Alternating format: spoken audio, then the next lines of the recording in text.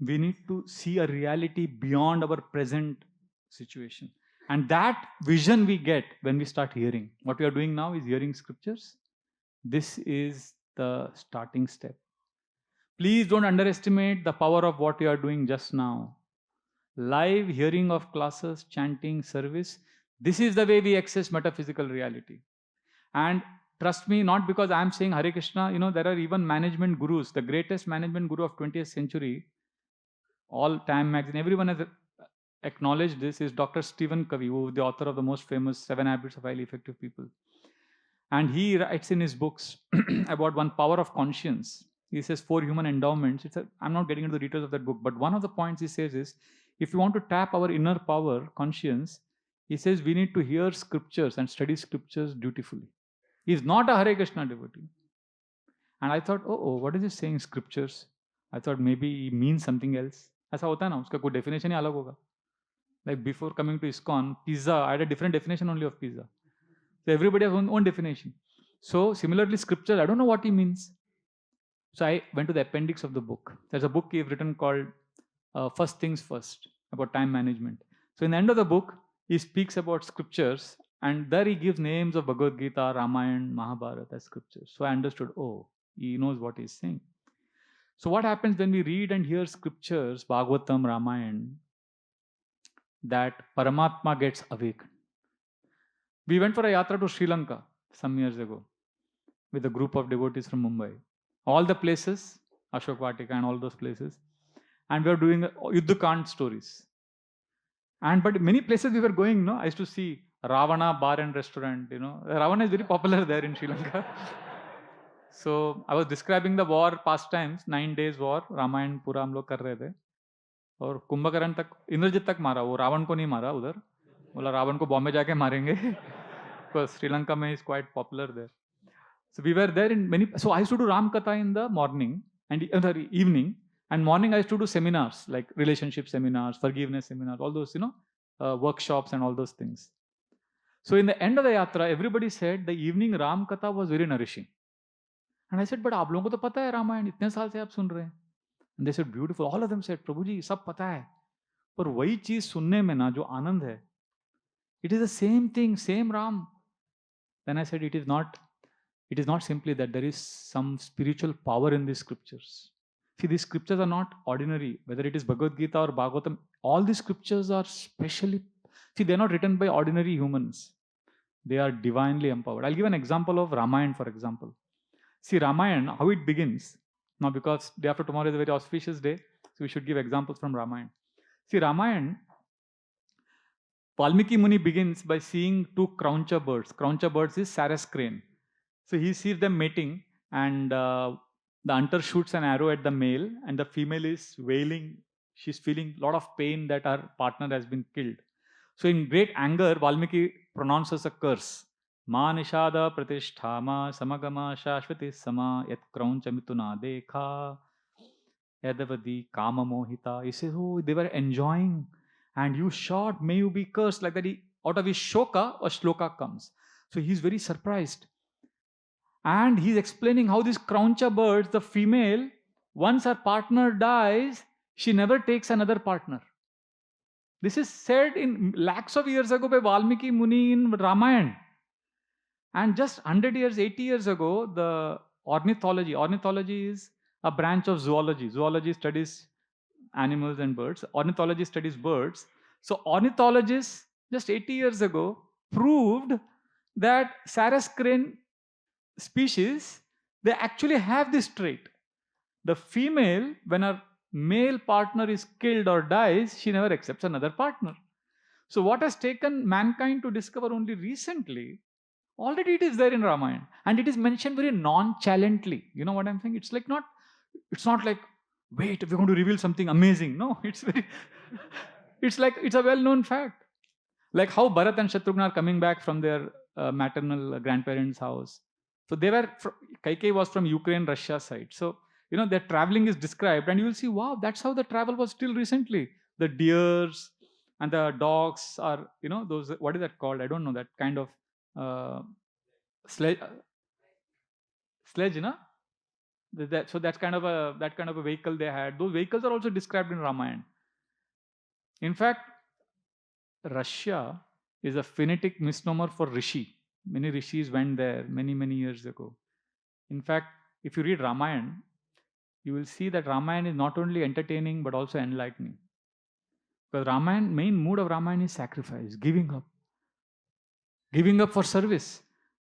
Like, Gaur Gopal Prabhu says beautifully, he says, the world is believing in ice cream philosophy.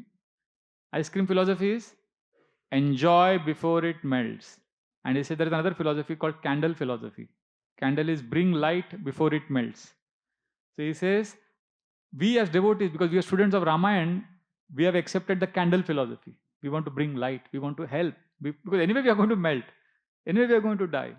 So if you see in Ramayana, everybody is making a sacrifice. Lakshman is giving up, Bharat is given up his kingdom, Sita has gone to the forest. Everybody, in fact, nowadays everybody talks about freedom. In New York, they have the Statue of Liberty. But we need a statue of responsibility. That is what our honorable Prime Minister is trying to do. We need people to take responsibility. That's what Srila Prabhupada wanted Sita, Ram, Lakshman, Hanuman deities in Washington. He said, Washington is the capital of America, America is the capital of the world. So we need leadership. Ram represents the ideal leadership. So Srila Prabhupada wanted Sita, Ram, Lakshman, Hanuman deities in Washington. He said we should have Ram, Lakshman, Sita, Hanuman deities installed in London because London is the capital of the entire Europe at that time. Srila Prabhupada wanted Sita, Ram, Lakshman, Hanuman deities in Delhi because Delhi is the capital of India. And he also desired Sita, Ram, Lakshman, Hanuman deities in Mumbai because he said Mumbai is the financial capital of India. So therefore, this is our glorious Vedic scriptures.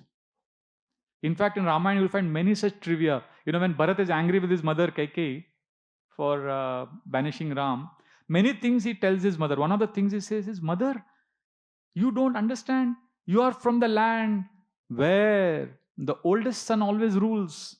So how can you make me the king? Don't you know, in your kingdom, even the peacocks, they choose their eldest who has the crest on the head as the ruler. Now, Bharat is saying this it's one of the shlokas. But if you compare life of Ukraine and Russia, before 11th century, you will find a lot of artifacts, paintings, arts. All of them, you will find them having peacock with the crest. These are all traditional discoveries in Ukraine and Russia. See, basically, this Ram Mandir program, which is going to happen day after tomorrow, is not simply a Hindu temple. It's representing the civilizational ethos of Bharat. Because Ramayana has widespread influence all over the world. We just don't know. Actually, what is this body of water you see? Where is this from? Anybody? Any guesses? This is river Sita. Where is this river? Khabarovsk in Russia. See, I've written a book called Lessons from the Road. This was released last year. So during my travels to Russia, what I saw, traveling in the villages of India, meeting different people. So there are a lot of interesting facets I've shared in this book. So you can take it. This is not very highly priced. It's available down. So in Khabarovsk in Russia, there is a river called Sita.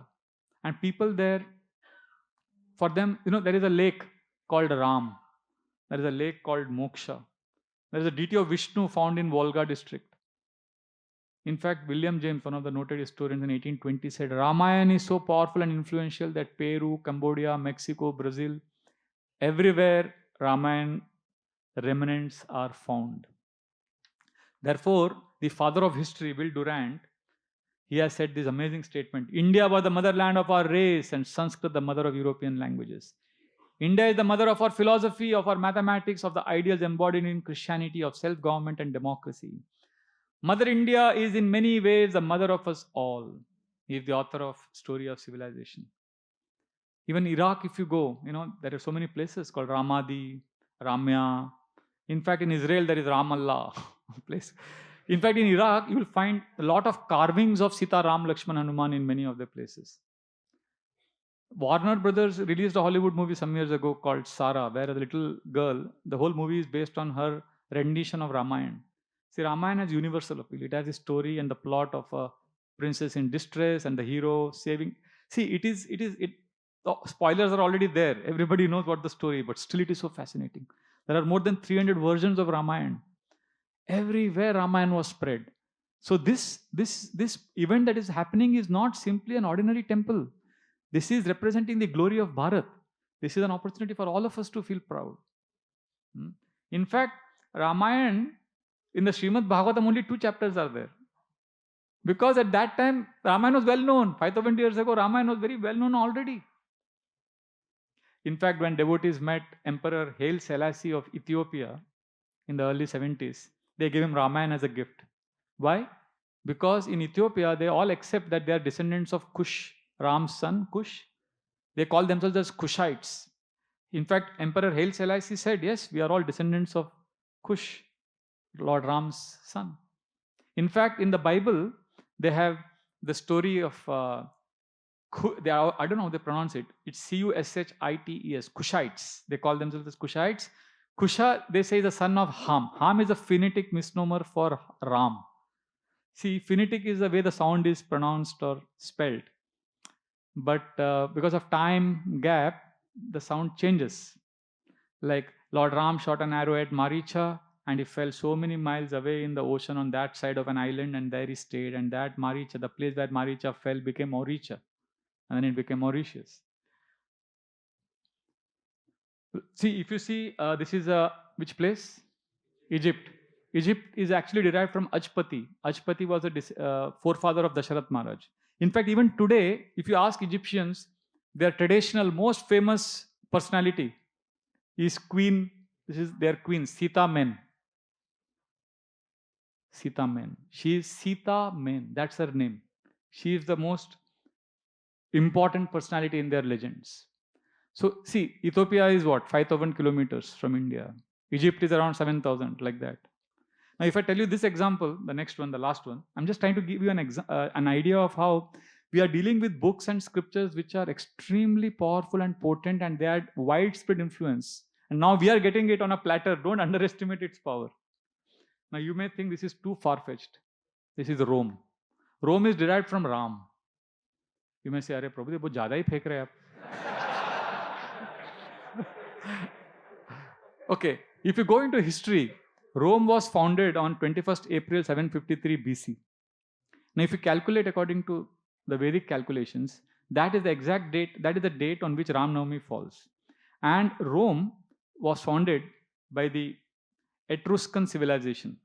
And if you see in Rome, there are many places, many tourist sites, many ancient archaeological discoveries where you will find walls with these paintings, these kind of paintings where 2 men and a woman, and men have bows and arrows.